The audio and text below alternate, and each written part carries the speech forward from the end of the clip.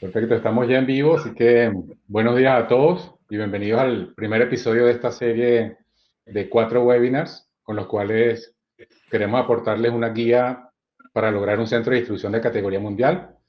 Gracias por el interés en acompañarnos en esta nueva iniciativa, gracias por su puntualidad. Entendemos lo complicada de sus agendas, por lo cual realmente valoramos el tiempo que nos dedican y que se dedican al participar en esta sesión. Y ya que se tomaron estos minutos de su agenda, pues los invitamos a aprovecharlos al máximo y ojalá olvidarnos momentáneamente del celular y de otros elementos que nos puedan distraer. En los próximos 40-45 minutos vamos a compartir con ustedes una cantidad de información de valor para su operación.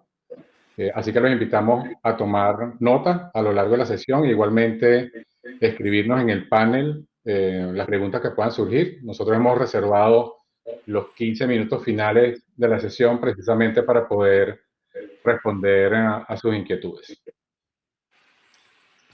Bien, ¿por qué un poco la razón de este webinar? En los 27 años de operación de Cerca Technology nos hemos enfocado en ser el aliado tecnológico y estratégico para las empresas que buscan optimizar su cadena de abastecimiento y con ello aportar, generar y aportar eficiencia y rentabilidad al negocio.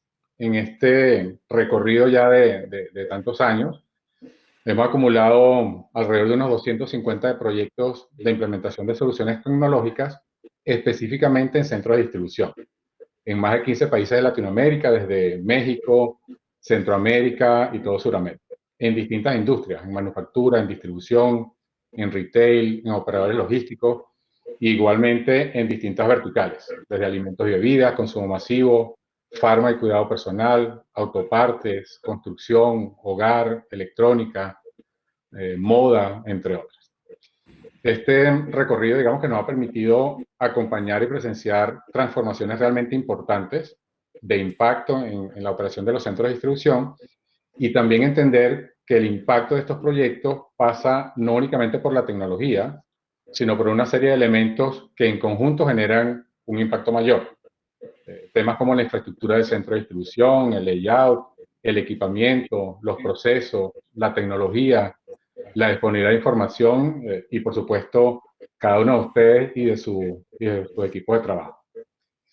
Es por esto que hemos querido reunir una serie de expertos en los distintos elementos para, de esta manera, en forma colaborativa, diseñar y construir para ustedes esta serie de webinars con el objetivo único de compartir esta información de valor de estos distintos elementos de impacto en los centros de distribución y que esta información pues, les permita a ustedes encontrar opciones o oportunidades de mejora en sus procesos. Esa es básicamente la razón de este webinar. Quiero obviamente pues, agradecer a nuestros socios de negocio, a Infor, a Honeywell, a Unigis, por su continuo apoyo en este tipo de iniciativas y en especial en esta serie de webinars y por el aporte que adicionalmente a modo de información nos van a estar compartiendo también en los subsiguientes episodios.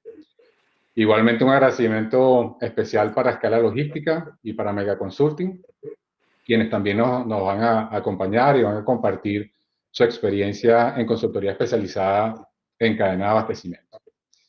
Entonces, para explicarles un poco más sobre la serie, tal como les hemos anunciado en las invitaciones que han recibido, esta serie está conformada por 4 episodios que esperamos entregando un capítulo por semana, específicamente cada jueves, con lo cual estaremos finalizando la serie el 17 de junio. Importante que sepan, al haberse registrado en la serie, están automáticamente inscritos para cada uno de los episodios, no necesitan registrarse nuevamente en los subsiguientes. Ahora bien, este primer episodio en particular está basado en los elementos fundamentales en el diseño del centro de distribución. Y ya en las siguientes semanas estaremos viendo temas como elementos de eficiencia en los centros de distribución, herramientas avanzadas para optimizar la operación, el poder de la analítica y de la visibilidad en los centros de distribución. ¿Okay? Con esto, pues en nombre de todo el equipo, de todos quienes hemos trabajado en esta iniciativa, esperamos disfruten la serie y muy especialmente esperamos que la información que vamos a estarles entregando pues le permiten en alguna medida generar mejoras en sus operaciones. Bien, ahora ya sin más preámbulo, el día de hoy nos acompaña Marcelo Martínez. Marcelo es CEO de Escala Logística, firma consultora especializada precisamente en cadena de abastecimiento, con base en Argentina y con operaciones en 7 países en nuestra región, en Latinoamérica. Marcelo, muchas gracias por tu participación. Bienvenido igualmente a este espacio y pues te cedo la palabra para que iniciemos la sesión. Perfecto, José, muchas gracias. Buen día a todos. Muchas gracias a Cerca Technology por invitarme a ser un expositor en esta serie de webinars con la intención de generar valor agregado para la industria. Y muchas gracias a todos los asistentes por darnos el tiempo para compartir estos conocimientos y experiencias.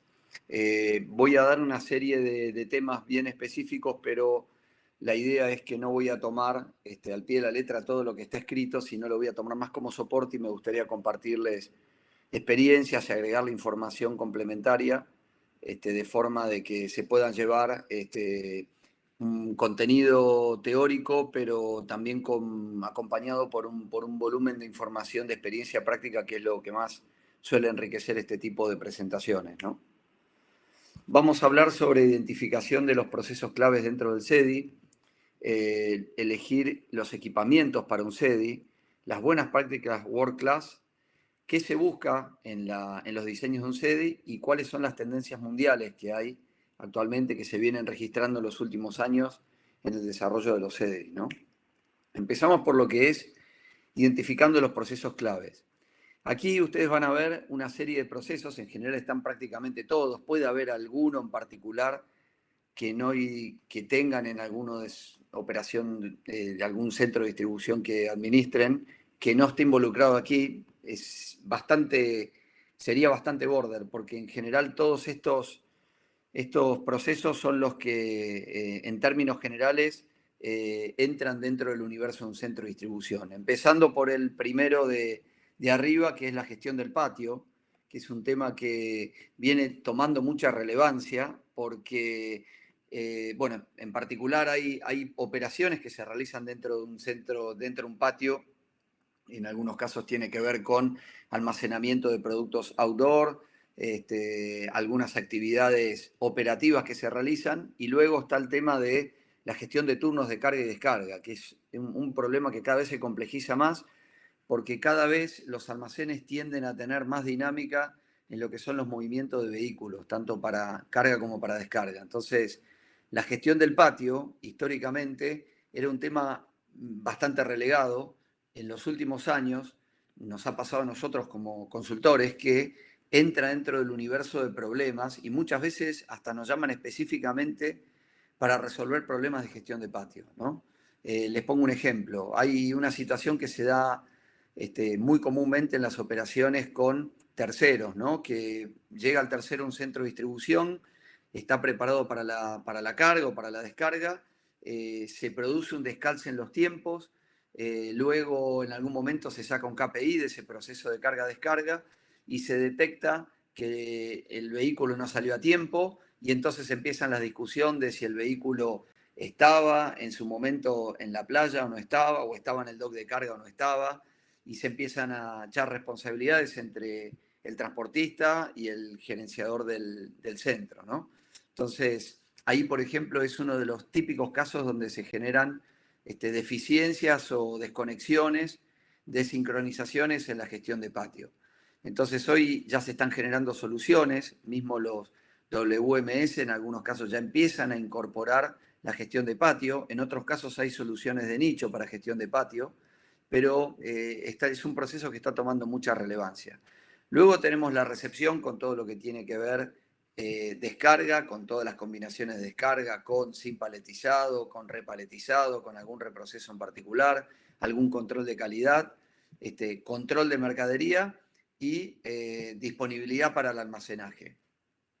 El siguiente punto, el cross-docking. El cross-docking es un punto que suele generar mucha confusión porque muchas compañías entienden que tienen un proceso de cross-docking cuando por ahí hay almacenajes de varios días de mercadería y eso ya deja de ser un cross-docking, eso ya pasa a ser un almacenamiento.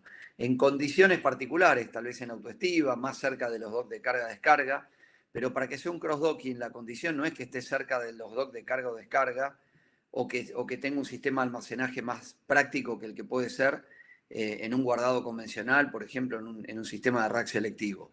Para que sea cross-docking tiene que cumplir la condición de mucha dinámica en la recepción de la mercadería y además que no haya subprocesos como por ejemplo picking. O sea, son procesos donde la mercadería básicamente lo que hace es se corta el flujo de guardado y de retiro de mercadería en un proceso más corto, porque se entiende que va a haber una eficiencia en guardarlo más cercano a la zona de despacho para que no haya mayores tiempos, mayores manipuleos de mercadería y que haya procesos como por ejemplo pasaría en un almacenaje donde hay un autoleador que tiene que tomar una mercadería, conectarse en su handheld, dirigirse a la ubicación de destino, hacer una confirmación de almacenaje y luego regresar con recorridos que tal vez pueden durar ciclos de entre 2 y 4 minutos de almacenaje.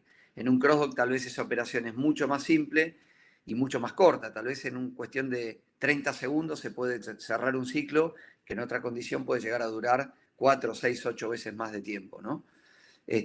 Luego viene el almacenaje, que como recién mencionábamos, ya tiene un ciclo completo donde se hace una verificación de guardado de la mercadería, se confirma que se está manejando de manera correcta, se hace una asignación adecuada de recursos. Por ejemplo, si una mercadería se tiene que guardar en altura, se va a asignar esa operación a un equipo, a un operario que tenga un equipo para almacenamiento en altura. Entonces, hay un nivel de inteligencia mayor en ese proceso ya. Luego viene el reabastecimiento a picking, otro de los temas que suele tener mucha conflictividad. ¿Por qué? Porque muchas veces se buscan eficiencias en la preparación de pedidos y se descuida el impacto que tiene el reabastecimiento a picking. Entonces, por ejemplo, se ponen operaciones de picking de reabastecimiento en cajas, pero luego no hay una operatoria para hacer picking de cajas en el almacén. Entonces se terminan cambiando un problema por otro, con lo cual el reabastecimiento a picking tiene que estar muy de la mano con lo que pasa en el almacenamiento y con lo que pasa en el picking. No simplemente mirar el reabastecimiento como algo reactivo a una operación de picking, ¿no? Luego viene la preparación de pedidos, donde hay distintas combinaciones. Hay estrategias, por ejemplo, para picking de cajas, para picking de unidades. Generalmente el picking de cajas y el picking de unidades, cuando tienen mucha intensidad, suelen separarse en canales independientes. Hay estrategias para familias de productos que obligan a crear estrategias de picking y zonas de picking completamente distintas y equipos de picking dedicado.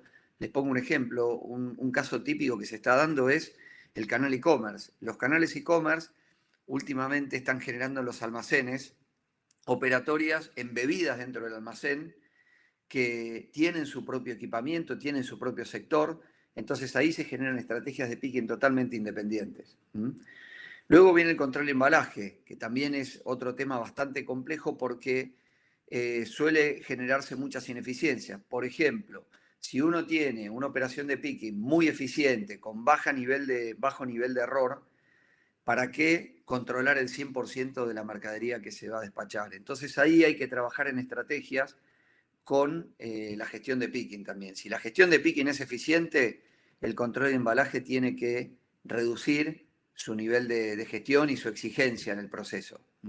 Es reactivo a la preparación de pedidos. En muchos casos se están aplicando estrategias de pick and pack, donde a medida que se piquea también se va haciendo el guardado en un embalaje final de despacho, entonces el control de embalaje termina siendo mucho más liviano. En otros casos hay un control por peso, a medida que se va piqueando también se va controlando por peso, que la mercadería que se va piqueando coincide con lo que arroja el maestro de materiales en los pesos que debería tener ese pedido. Entonces también se achica el control de embalaje. Entonces hay distintas estrategias en el proceso anterior del picking que pueden mejorar mucho la performance de control y embalaje. También hay que tener en cuenta que el control de embalaje exige piso, exige espacio, exige recursos, exige tecnología y hay que tenerlo en cuenta. Muchas veces cuando se hacen los procesos de los almacenes se lo minimiza y después termina siendo un problema porque termina compitiendo en espacio con otras áreas, ¿no? Si el área de control de embalaje no tiene buenas condiciones operativas, se va a controlar mal y se va a embalar mal. Entonces, es importante que se lo cuide también ese proceso. Luego viene el proceso de expedición, donde se hace toda la gestión de camiones, la gestión de carga. Eventualmente, en algunos casos, se hace un premanejo de la mercadería para hacer algún embalaje final en pallet, en roll container, en alguna solución de unidad de movimiento que se utilice para la carga, ¿no?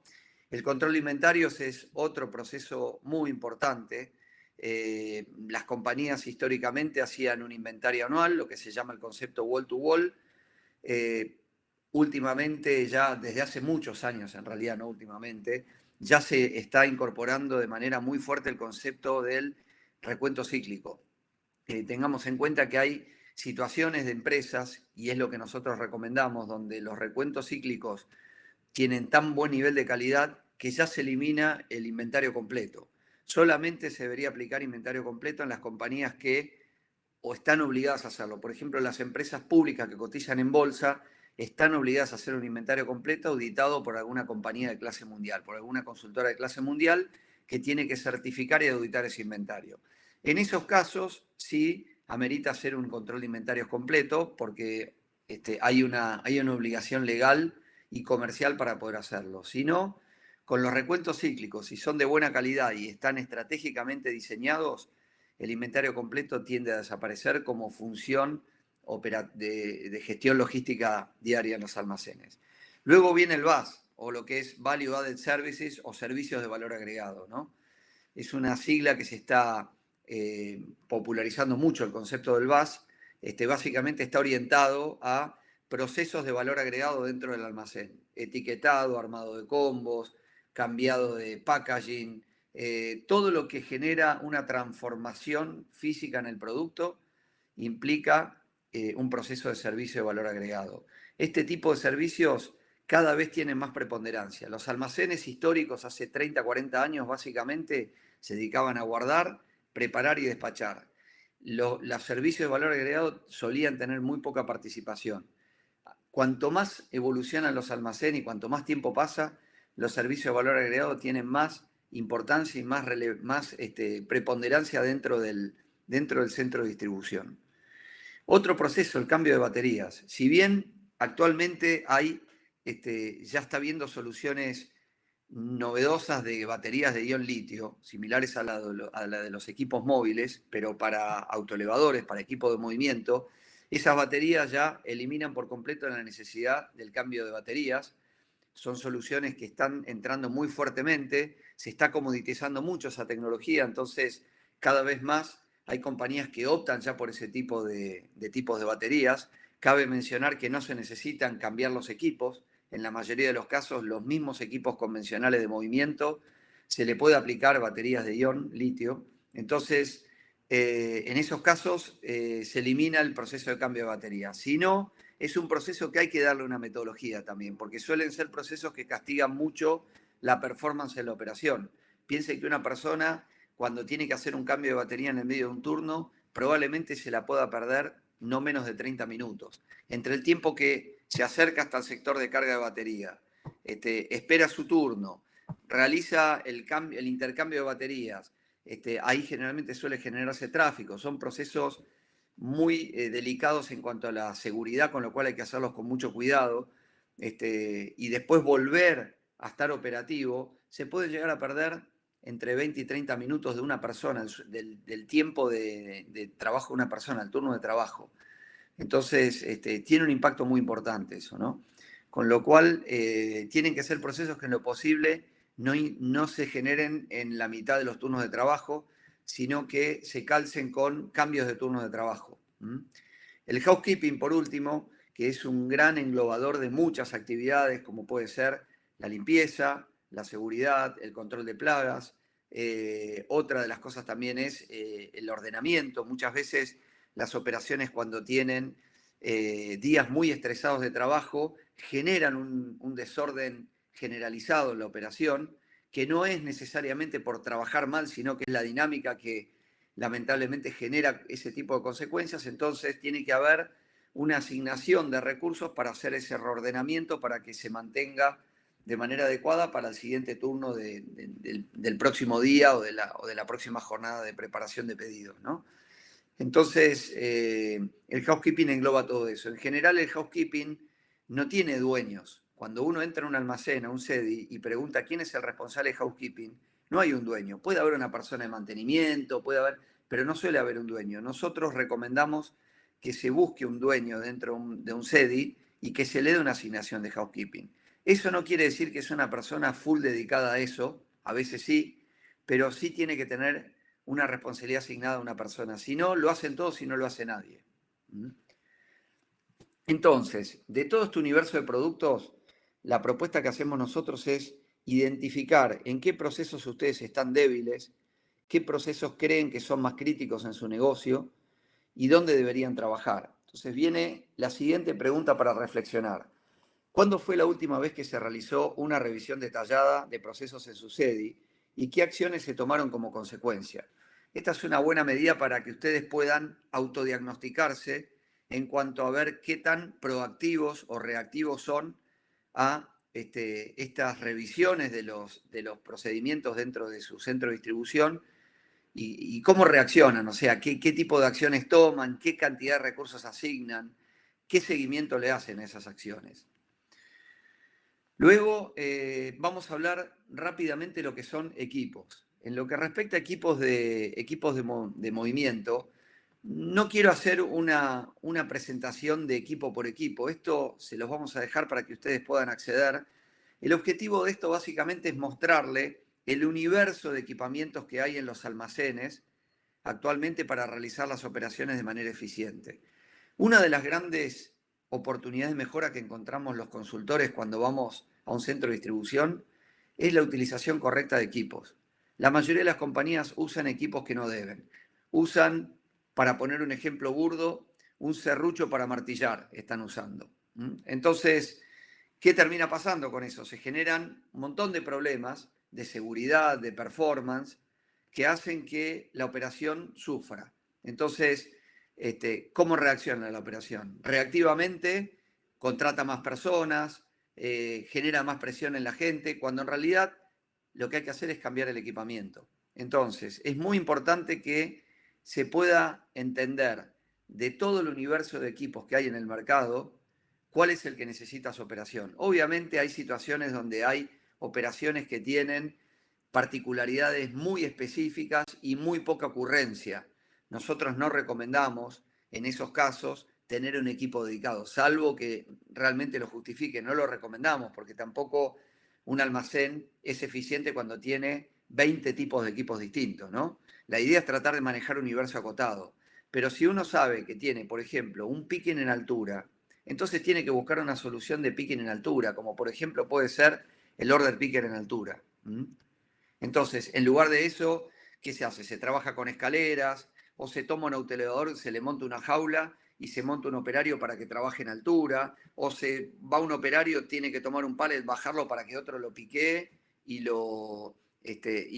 continúe con el picking. Ahí se está castigando dramáticamente 3 recursos, 2 operarios y un autoelevador. Entonces, es importante que ustedes puedan identificar cuáles son los equipos que corresponden para el tipo de proceso que tienen. Y luego ponderar en función al nivel de ocurrencia y al grado de impacto que tiene no usar esos equipos, si vale la pena tenerlos o no tenerlos. Pero aquí les muestro algunos ejemplos. Adelante vamos a ver en las próximas hojas más equipos todavía. No están todos, pero están prácticamente todos. Por ahí algunas combinaciones particulares, pero prácticamente van a encontrar todas las combinaciones. Sin embargo, hoy hay equipos que son cada vez más de nicho y que se especializan para funciones más específicas todavía y que se meten dentro de esta paleta de equipamientos que les estoy mostrando, ¿no? Otras características de equipo, por ejemplo, accesorios de equipos de movimiento, Slip Sheet, que es una tecnología que cada vez se usa más en el comercio exterior, por ejemplo, ¿no? Que reemplaza el pallet.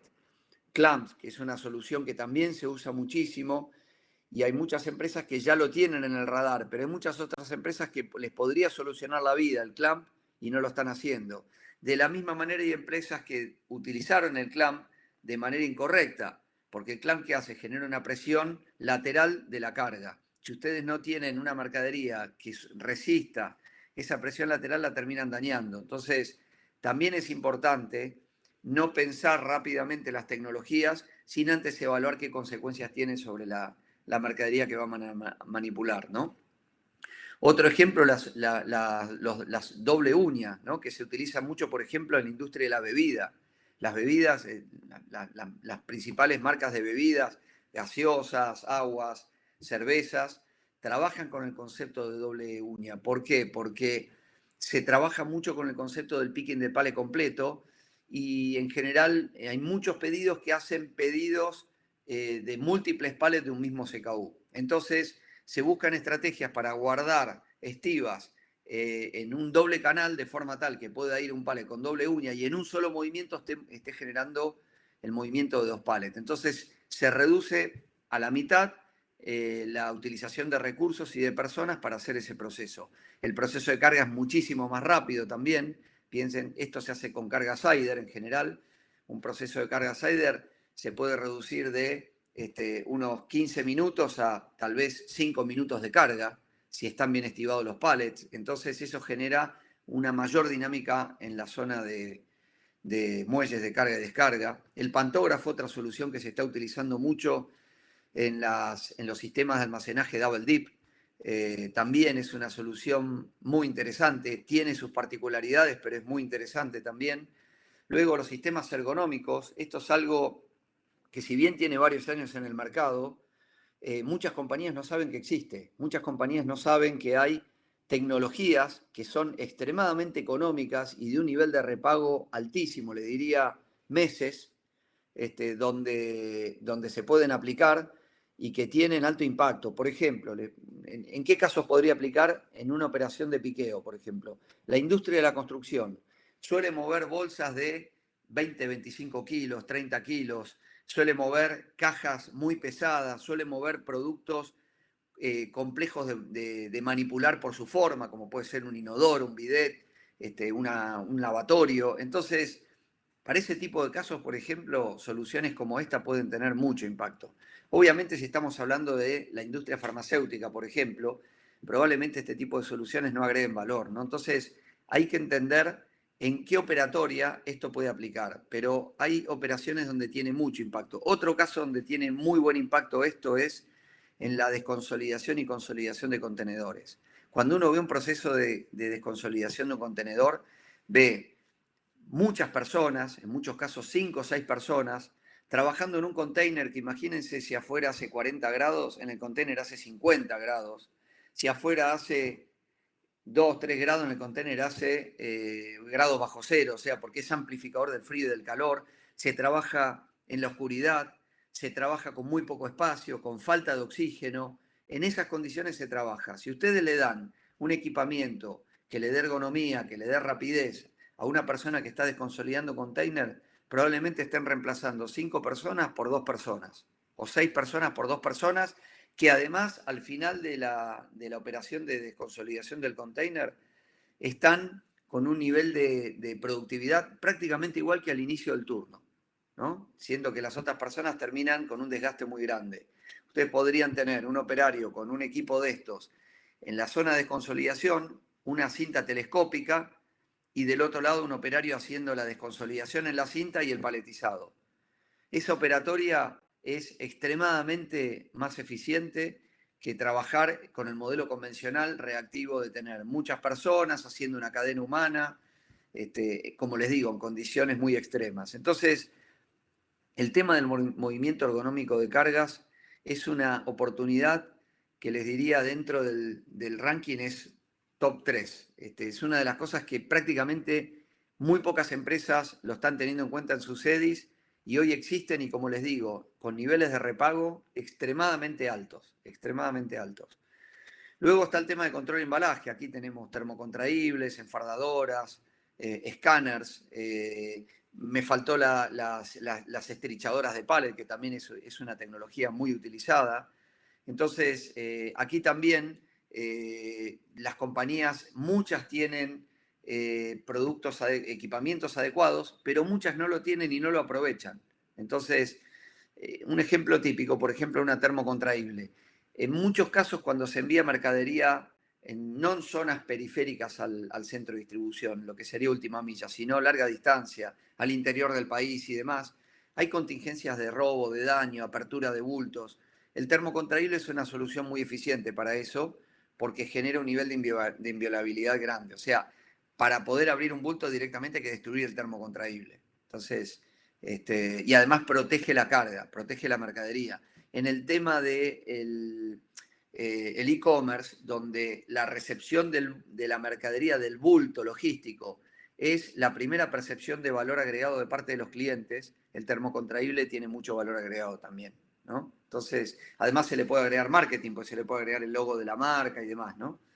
Entonces, ahí hay una serie de soluciones muy, muy interesantes para poder aplicar. Otro para mencionar también es el tema de los escaneos. Actualmente se está requiriendo mucho, hay muchos pedidos en las compañías para desafiar de qué manera se puede escanear, pesar y volumetrizar la mercadería para poder no solo controlar, sino también hacer el aforo correspondiente para ver cuál es la tarifa de transporte que le corresponde. Piensen que ustedes cuando están despachando bultos, de cualquier lado que estén, ya sea del 3PL o del cliente, ustedes están moviendo pesos y kilos. Si eso está mal aforado, la asignación del tarifario, de la tarifa a ese bulto, va a ser incorrecta. Entonces, hoy se está buscando mucho eficientizar y hacer más exacto ese proceso. Hoy hay tecnologías que son extremadamente eficientes para resolver eso sin hacer perder el tiempo, ¿no? Y además, como les digo, todo esto cada vez se comoditiza más. El RFID, por ejemplo, una tecnología de control. Antes una etiqueta costaba 10, 15, 20 centavos de dólar. Ahora ya se llegaron etiquetas de un centavo de dólar, que era el target que tenía el RFID en los 80 cuando se creó el proyecto con Walmart y Procter Gamble. Ese era el target del costo del tag de RFID, un centavo de dólar. Ya cuesta un centavo de dólar en algunos casos. Estamos hablando de la etiqueta más básica, pero ya hay casos de esos. Las tecnologías que antes costaban muchísimo, hoy puede haber un arco de RFID que cueste no más de $1.000, o entre $1.000 y $2.000, cuanto antes estamos hablando de decenas de miles de dólares, ¿no? Entonces, es importante que se amiguen con estas tecnologías, que abran su espectro, porque no son tecnologías caras y evolucionaron mucho tecnológicamente también. Entonces, se hicieron más eficientes y más baratas. Entonces, es importante desafiar los almacenes en cuanto a lo que tiene que ver este tipo de tecnologías también. Bueno, entrando a lo que es automatización, acá hay un universo muy grande de tecnologías que ya muchas tienen muchos años, pero que siguen evolucionando. Yo una pregunta que me hago siempre y que le comparto a los clientes es, si uno mira una planta de manufactura, uno ve desarrollos tecnológicos de última generación. Cuando uno va a cualquier compañía, a nivel tecnológico siempre están poniéndole plata y están invirtiendo y cada vez están generando, se están sacándole el mayor jugo a los procesos industriales. Ahora, uno va a los almacenes y hay almacenes que se trabajan como hace miles de años atrás, con personas hasta con manipuleo manual de la carga, ¿no? Entonces, la misma compañía que invierte millones de dólares en automatización, en upgrade de producción, de manufactura, quiere trabajar como en la época de los egipcios en lo que es un almacén. Entonces, eso no está bien, ahí tiene que haber una corrección y el mercado ya lo está notando y ya está trabajando en eso. Entonces, la gran mayoría de las compañías que tienen almacenes con un mínimo volumen operativo ya están pensando o ya tienen tecnología incorporada. Entonces, la tecnología ya no es algo del futuro o algo donde ustedes se van a adelantar a su competencia, ya es una obligación hoy desafiar los almacenes con tecnologías disponibles. ¿Qué tecnologías tenemos? AGVs y LGVs, conveyors y sorter, que es la tecnología por excelencia que hoy se está pidiendo. Sin embargo, hay otras soluciones, las cintas de movimiento, en este caso una cinta telescópica. Esto se está requiriendo mucho para lo que es desconsolidación y consolidación de containers o de camiones a granel. Carga y descarga automática también es una solución, es un poco más esclava, más dedicada. Obviamente acá hay que tener las dos puntas con este modelo y el camión con este modelo, porque es una solución que necesita la carga y la descarga en el camión y en las dos puntas de carga y descarga, pero en muchos flujos que son flujos round trip cortos entre una planta y un almacén que está a pocos kilómetros de distancia, una solución como esta puede ser extremadamente buena. El caso de los robots también se está considerando. No es el requerimiento más pedido, pero hay muchas empresas que ya lo están solicitando y como les dije en el resto de los casos, hay soluciones de robótica que cuestan pocos miles de dólares y que generan un aporte en procesos repetitivos donde podría agregar valor. Por ejemplo, armado de cajas para embalaje, ¿no? Hay soluciones que tienen un nivel de repetitividad donde un robot lo va a hacer sin cansarse, sin agarrarse COVID, sin tener ningún tipo de inconveniente y lo va a hacer de manera 100% eficiente. BLMs, almacenes verticales, esta es otra solución que se está utilizando muchísimo actualmente en los almacenes. Uno de los grandes problemas que tienen los almacenes es el tema de espacio. Los BLM están brindando soluciones fuertes en ese sentido. Los carrusels también. Los carrusels más que nada, más que el espacio, apuntan a la eficiencia.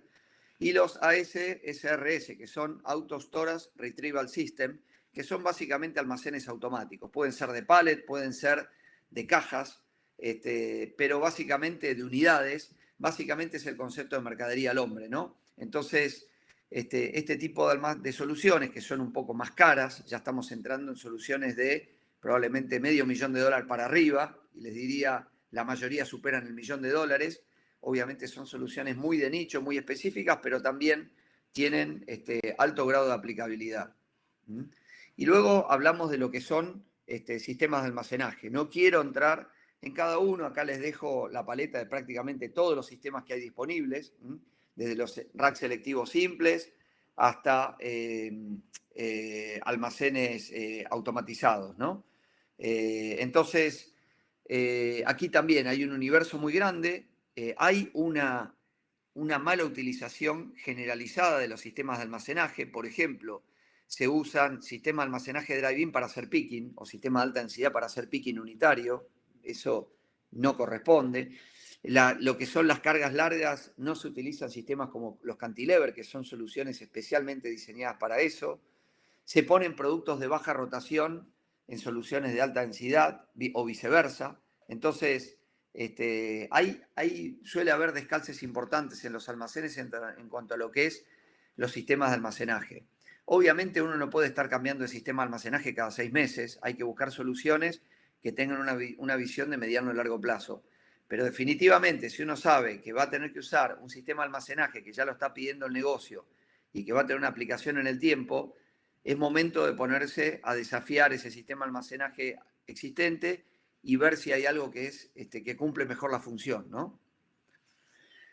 ¿Qué implica trabajar con equipamientos correctos? ¿Qué nos permite? En primer lugar, cuidar a las personas, fundamental, cuidar a las personas. Luego, cuidar la infraestructura. La infraestructura se daña si uno trabaja con malos equipamientos. Se dañan los pisos, se dañan los equipos, se dañan los sistemas de almacenaje. Evitar daños en la mercadería también. Si se usan tecnologías incorrectas, generalmente las mercaderías empiezan a tener golpes, suelen sufrir bastante, ¿no? Reducir los costos operativos, eso desde ya tiene un impacto directo en los costos operativos, la eficiencia de la correcta utilización de equipos. Mejorar la capacidad de respuesta operativa, o sea, que el almacén sea más rápido en la respuesta a las necesidades. Reducir las necesidades de infraestructura. Muchas veces nos convocan con empresas para ampliar sus almacenes o nos cuentan que ampliaron su almacén o que se mudaron a un almacén más grande cuando tal vez con tecnología se podían quedar donde estaban sin invertir un centavo más y hasta sobrándoles espacio. A veces se da ese tipo de situaciones. Y por otro lado, cuidar el medio ambiente también, que es un tema que cada vez entra más en vigencia. Los almacenes empiezan a ser empiezan a ser un actor importante dentro del cuidado del medio ambiente, si bien es un tipo de operatoria verde en general, ¿no? No hay mayores impactos industriales, es una industria sin chimeneas, como se dice, pero hay temas de impacto ambiental. Por ejemplo, el uso eficiente de las baterías, por ejemplo, el uso eficiente del embalaje, que suele generar grandes volúmenes de desperdicio, que si bien hoy hay muchos procesos de reciclaje, no deja de ser, no deja de tener un impacto ambiental, ¿no? Entonces, para reflexionar, ¿cree que sucede y cuenta con los equipos adecuados que se requieren? Si no es así, ¿cómo y cuánto cree que le está impactando? Esta es una muy buena pregunta de autodiagnóstico. Otra pregunta es, ¿dónde ve que existen oportunidades de sistematización y automatización, ¿no? ¿Y qué está haciendo al respecto? Si usted ya está trabajando en eso, si hay proyectos en camino, si hay alguna persona o algún equipo de gente interno o alguna consultora externa que esté trabajando en revisar eso. Entonces es importante trabajar en ese aspecto. Buenas prácticas World Class en diseño edilicio de sede. Acá vamos a hablar, por un lado, diseño edilicio y diseño de procesos. En lo que es diseño edilicio, básicamente, playas con diseño y capacidad para parking y maniobras seguras, oficinas administrativas. Esto generalmente tiende a hacerse en altura, las oficinas administrativas, lo mismo que pasarelas para circulación de personas. Salas de espera de transportistas, un tema que se tiene muy poco en cuenta y es muy crítico. Unificación de flujos y stocks, carga-descarga en un sector de la nave. Muchos almacenes que tienen múltiples áreas y frentes de recepción y despacho. En general, la tendencia y la recomendación es tratar de consolidar en un solo sector. Eso genera eficiencias en seguridad, mucha reducción de costos de seguridad. Los costos de seguridad tienen un impacto altísimo hoy en los almacenes. Esto reduce muchísimo porque se concentra en un solo frente, se ponen cámaras en un solo sector, hay pocos ojos mirando todo el flujo, entonces se hace mucho más eficiente. Entonces, ahí hay una oportunidad muy grande. Aleros para las cargas y descargas al exterior, que muchas veces no se hacen también y se está mirando el clima para ver si se descarga o se carga. Red antiincendio, bueno, esto ya les diría que es medio una obviedad, pero forma parte de un proceso obligado para mencionar. Docks nivelados, un tema también que cada vez se pide más. La idea es que los almacenes sean bloques cerrados, entonces la idea es que la puerta de un almacén solo se abra cuando hay un camión bloqueándolo. Entonces se convierte en un espacio totalmente hermético. No puede entrar personas, no puede entrar animales, no puede entrar polvo, agua, lluvia, no puede entrar nada. Entonces la idea es que el almacén se mantenga prácticamente en un 100% hermético. Una puerta se abre solamente cuando hay un camión bloqueándola o cuando un autoelevador tiene que entrar o salir, y en ese caso la recomendación es buscar puertas de apertura y cierre automático, que es decir que en cuanto pasó el autoelevador se cierran solas, ¿no? Y cuando el autoelevador se acerca por presencia se abre. Balanceo entre ancho, profundidad y altura de naves, otro error conceptual muy grande. Muchas veces se diseñan los almacenes queriendo aprovechar el predio o se eligen predios que no son los más adecuados, y entonces el almacén reactivamente se construye porque el predio no era adecuado y se terminan haciendo almacenes más largos, más anchos. Entonces, lo que hay que buscar es un balanceo entre profundidad y anchura, porque eso genera una eficiencia y un ratio entre lo que son docks de carga y capacidad de almacenamiento, ¿no? Es muy importante eso. Lo mismo en la altura de los almacenes es una gran discusión. Hay compañías que, pudiendo aprovechar y hacer un poco más alto, no lo hacen. Hay compañías que le dan una altura excesiva y después no hay equipo de movimiento para operar esos almacenes. Entonces ahí también hay que ser muy cuidadoso en cómo se balancea. Y luego la distribución y acceso de salidas de emergencia, que también es un punto obligado, pero que muchas veces no se tiene en cuenta o se tiene en cuenta a último momento y termina complicando el flujo operativo. Buenas prácticas en lo que es diseño operativo. Diseño balanceado de áreas de staging de acuerdo a picos de flujo. Las áreas de staging, que son las áreas contiguas a lo que es dock de carga y descarga, les diría que en un 80% de los casos que nos toca evaluar están desbalanceadas. Tal vez estuvieron balanceadas en algún momento, pero en el momento que lo vamos a ver están desbalanceadas.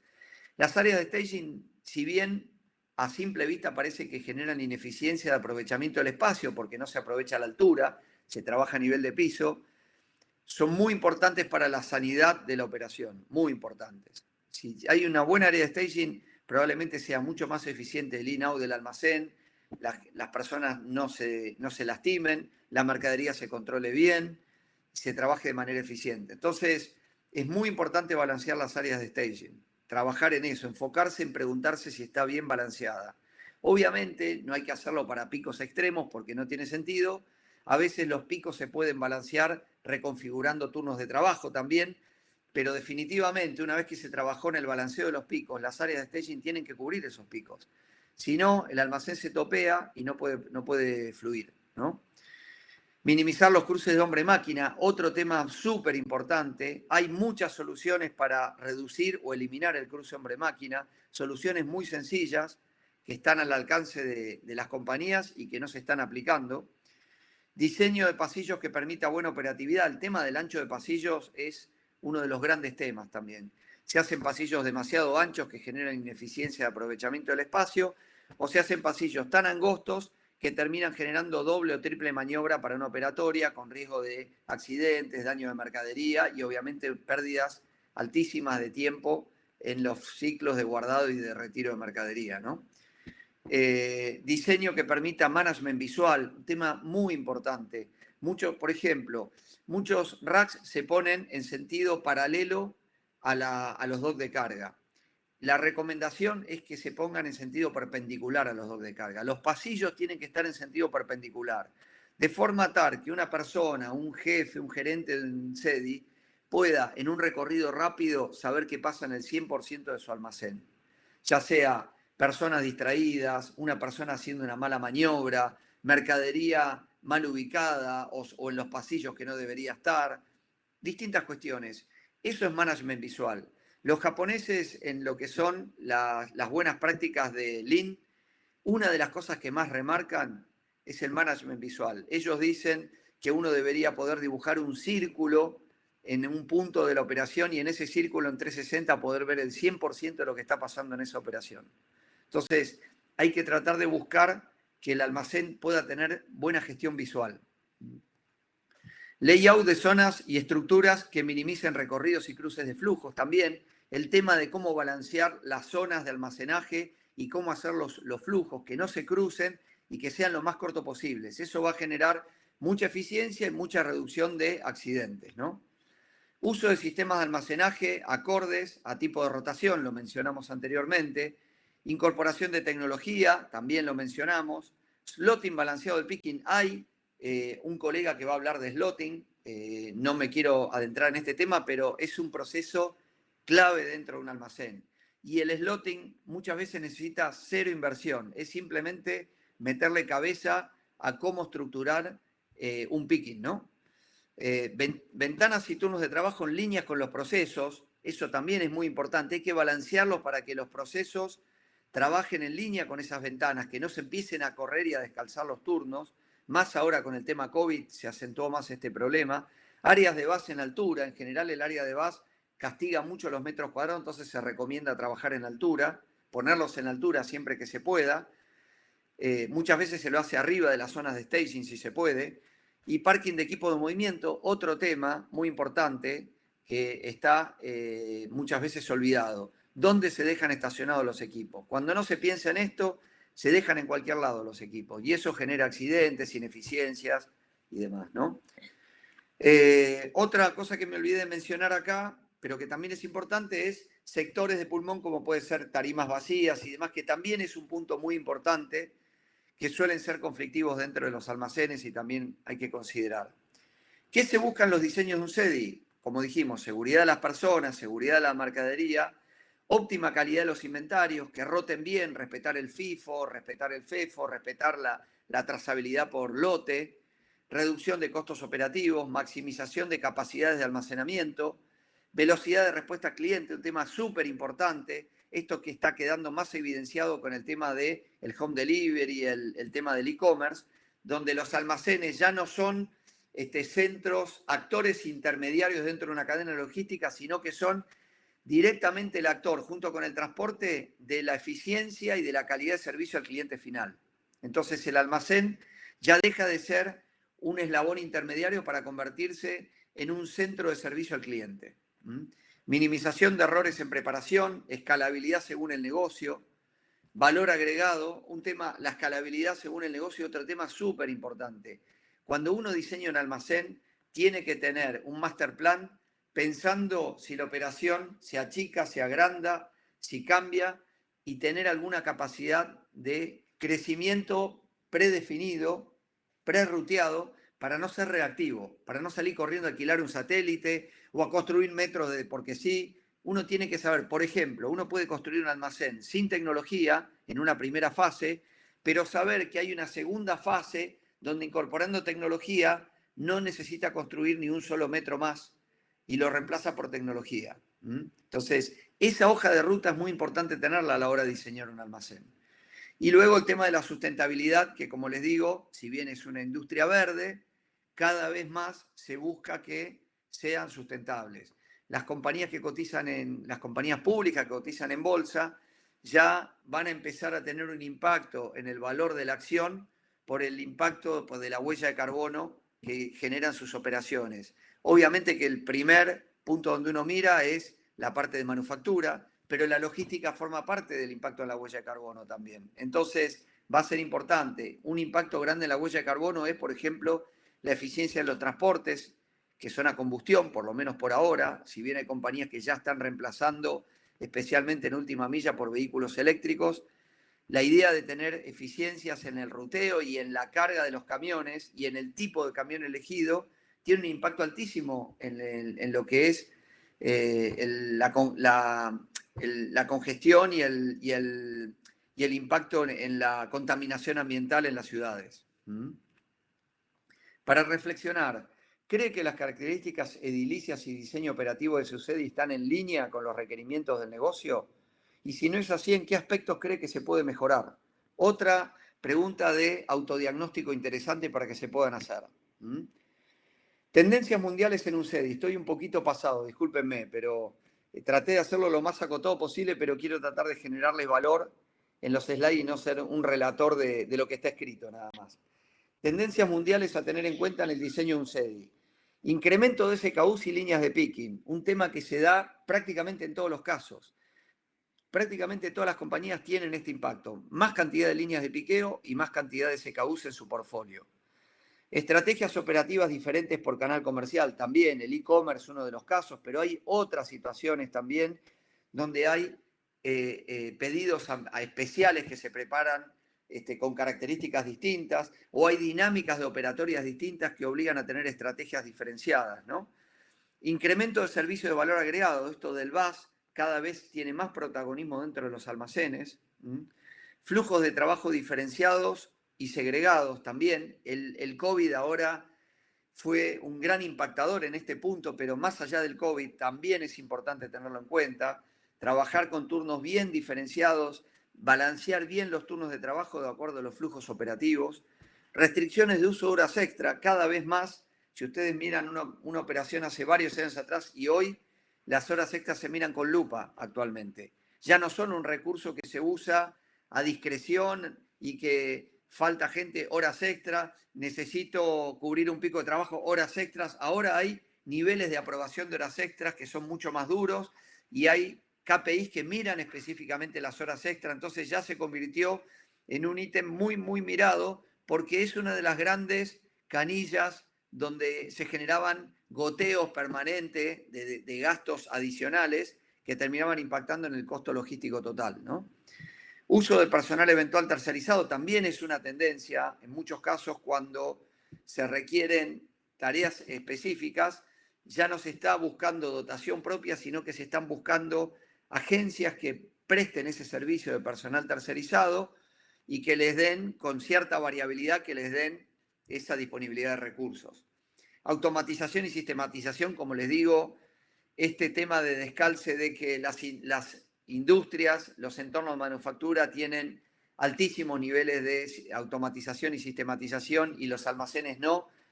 se está dando ese fenómeno de que los almacenes están empezando a emparejarse y a ponerse más a ritmo y más equilibrado con lo que son las inversiones en manufactura. Mayor necesidad de dock de carga-descarga, esto también es una particularidad. Históricamente, tal vez con un par de docks de carga-descarga se arreglaban los almacenes. Hoy, una de las grandes características es muchos docks y con tipos de dock distintos. Para vehículos pequeños, para vehículos medianos, para vehículos grandes, para carga Sider, para carga por culata.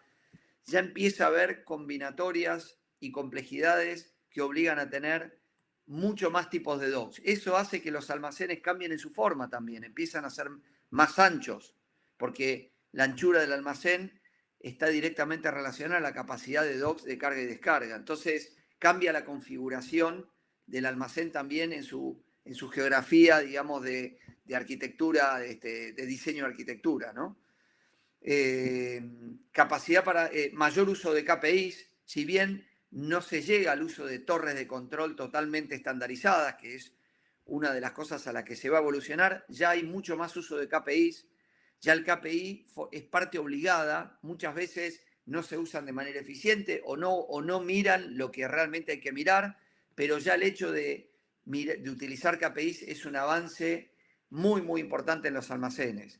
Capacidad para responder a picos de venta, el tema de los fenómenos de Cyber Monday, Black Friday, ventanas de hot sales muy grandes, eso ya es un hecho y los almacenes no están ajenos a eso, son totalmente reactivos a esas acciones comerciales. Si ustedes hacen acciones comerciales de ese tipo y los almacenes no están preparados, la acción comercial va a ser un fracaso. Entonces, muchas veces se invierte un montón de plata en marketing, en cómo comunicar la acción, en darle todo el músculo de viralización del evento y resulta que no tenemos el músculo logístico para poder llevarlo a cabo, ¿no? Mayor necesidad de capacidad de almacenamiento, otro tema muy importante.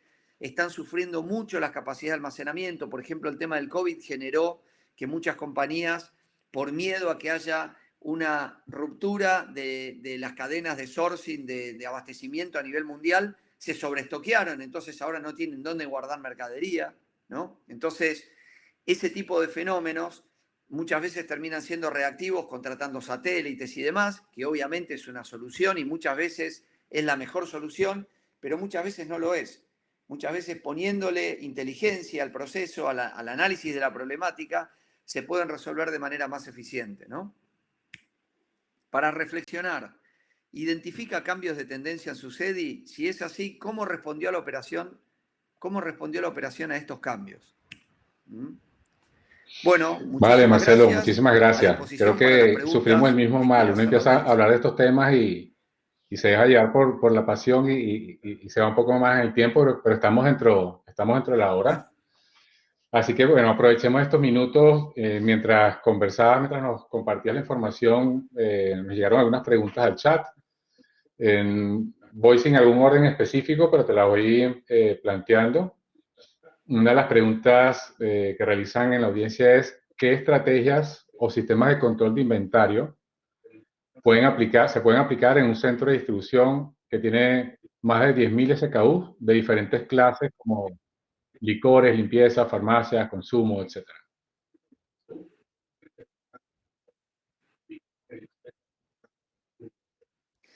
Bueno, fundamentalmente armar una muy buena estrategia de recuentos cíclicos. O sea, contar todos los productos de la misma manera no es una estrategia de recuento cíclico. Eso termina siendo un recuento es como hacer un wall to wall pero en el tiempo. Una estrategia de recuento cíclico implica entender la rotación de la mercadería. Una mercadería que tiene mucha probabilidad de piqueo tiene mucho más tasa de error que una mercadería que no se mueve. Entonces, muchas veces se va a buscar a la mercadería por otras variables, cuando en realidad las tasas de error, entendiendo que no hay mala intención, que no hay robo, simplemente que se generan por el flujo del negocio, la tasa de error se da por la cantidad de veces que se piquea o que rota esa mercadería. Ahí, por ejemplo, hay una variable para poder dimensionar cómo preponderar la estrategia de recuento cíclico. Otro caso es justamente los productos que tienen mayor tasa de siniestrabilidad, de robo, ¿no? Entonces, en esos casos, también hay que aplicar una tasa de recuento más importante. Obviamente, si esos productos se los segrega, se los pone en un lugar cerrado, bajo llave, con un responsable, la necesidad de hacer recuentos cíclicos se achica mucho, ¿no? Pero si están en un lugar abierto, hay que trabajar también pensando en esos productos. Entonces, muy importante, el recuento cíclico tiene que responder a una estrategia en base a las Vale. probabilidades de errores. No tiene que ser tomando por igual todo. Obviamente hay que tener una estructura de recursos adecuada para llevar a cabo eso también. No tiene sentido planificar una estructura de recuentos cuando luego no alcanzan para poder cumplirlos, porque además el recuento cíclico no es solamente recontar y punto. Después del recuento hay que identificar las incidencias y hay que entender por qué se dan esas incidencias. O sea, hay una estructura que se tiene que abocar, analizar las causas raíz de las incidencias para que no se sean repetitivas en el tiempo. Y luego, otra alternativa muy interesante también, bueno, WMS definitivamente, BWMS ayuda muchísimo a tener una mejor calidad de inventarios y además ya vienen incorporados con soluciones de recuento cíclico. Y luego hay algunas tecnologías como puede ser el RFID, que en muchos casos permite también hacer recuentos totalmente automatizados, con drones o con alguna solución, digamos, de barrido, que permite rápidamente hacer esa categorización. Y después tener mucho control Perfecto, en las Marcelo. entradas y salidas Aquí de hay una pregunta mercadería, interesante hacerlo con controles y es selectivos, un ¿no? reto para responderla en poco tiempo, así que te lanzo el reto. ¿Cómo puedo evaluar qué tan lejos está mi centro de distribución respecto a uno de clase mundial?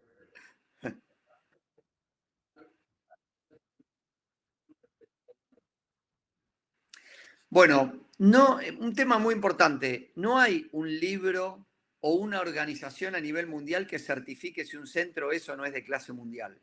No lo hay. No es como en los hoteles que hay un organismo que le da las estrellas o en los restaurantes también, ¿no? Que están las estrellas Michelin. Aquí no hay eso. Por lo menos por el momento no lo hay. Lo que sí uno puede hacer es, en un autodiagnóstico rápido o en un diagnóstico hecho por un equipo interno o por un tercero, puede rápidamente, con un concepto tipo semáforo, identificar cuáles son los factores críticos del almacén donde sí uno puede diagnosticar si está bien o mal. Hay algunos casos que ameritan ya adecuaciones edilicias o mudarse, obviamente esos casos ya van a otro capítulo, pero pensando en lo que uno puede hacer como un quick win, como una oportunidad rápida, se pueden ver, por ejemplo, qué tanta oportunidad de automatización tenemos, qué tan bien balanceadas están las áreas, el área de staging, un área muy crítica, por ejemplo, los docks de carga están acordes al flujo in-out que tengo de mercadería, los procesos están bien gestionados, o estoy reaccionando de manera a través de espacio de más gente porque un proceso no está bien gestionado. ¿Qué nivel de oportunidad de sistematización tengo de incorporación de un WMS? Si tengo un WMS, ¿qué tan bien configurado está el almacén? ¿Aplico procesos de revisión periódica en el almacén? Un almacén es como un cuerpo humano. Una persona, así como el médico le dice debería hacerse un chequeo general todos los años, un almacén debería hacer un chequeo. Y hoy hay soluciones muy económicas. Se pueden conseguir diagnósticos. Nosotros tenemos un servicio, no quiero hacer preventa de los servicios nuestros, pero tenemos servicios de diagnóstico de almacenes que cuestan menos de $5.000 y que se puede hacer un diagnóstico de un centro de distribución completo con una solución de ese tipo. Entonces, no hay que pensar que es algo impagable o que se necesitan mucha plata o muchos recursos para poder hacerlo mucho tiempo. Hay que hacerlo con personal idóneo que sepa cuáles son las Perfecto, variables que tiene que Marcelo. mirar y Bueno, tener la están capacidad comenzando a de llegar diagnosticar muy rápido. bastantes preguntas. Voy con una adicional y en la medida que el tiempo que los invitados nos acompañen, pues responderemos algunas adicionales. Si no, pues haremos llegar. Sí, eso iba a plantearle para tranquilidad de todos, todas las La preguntas que puedo nos responder planteen, después igual vamos a también, hacerle llegar José, después si las quieren también. respuestas. Igual, antes de plantear esta última pregunta, Marcelo, y con esto cerrar, quiero eh, recordarles a todos quienes nos acompañan que este webinar es el primero de una serie de 4 webinars, por lo cual vamos a estar durante 4 jueves consecutivos tocando distintos temas que impactan en el centro de distribución. Así que desde ya invitados a acompañar. ¿Sí? Vale, entonces la siguiente pregunta, y estoy tratando de ir un poco de manera cronológica, Marcelo, es ¿qué impacto han percibido en los almacenes por temas de pandemia?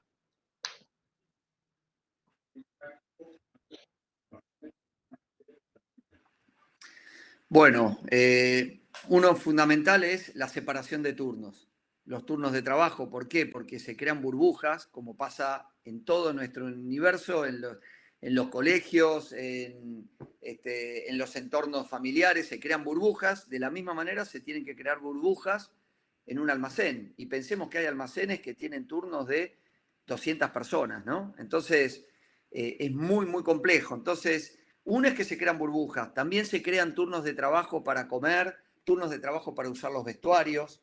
Entonces hay determinadas situaciones que se están aplicando sin necesariamente generar impactos edilicios y sin generar impactos, digamos, de alto nivel en lo que anteriormente ya tenía un almacén, simplemente que se administra de manera más eficiente estas burbujas, ¿no?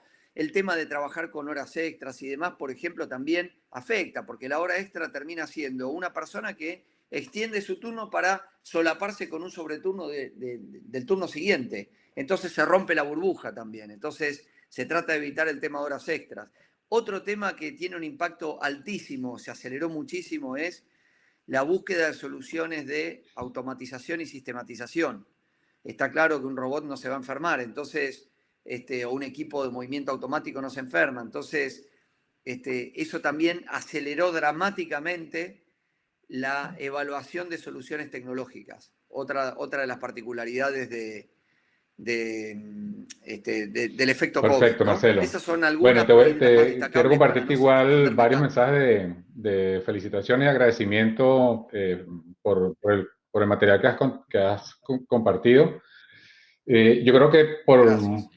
en respeto a la agenda, y sé que todos están ocupados, voy a cerrar simplemente con algunos mensajes nuevamente. Por favor, recuerden acompañarnos 4 jueves consecutivos a partir de hoy, al haberse registrado a este primer webinar, ya cada uno de ustedes está automáticamente inscrito en los subsiguientes, no necesitan hacer ningún proceso de inscripción adicional, simplemente reserven su agenda para que nos acompañes.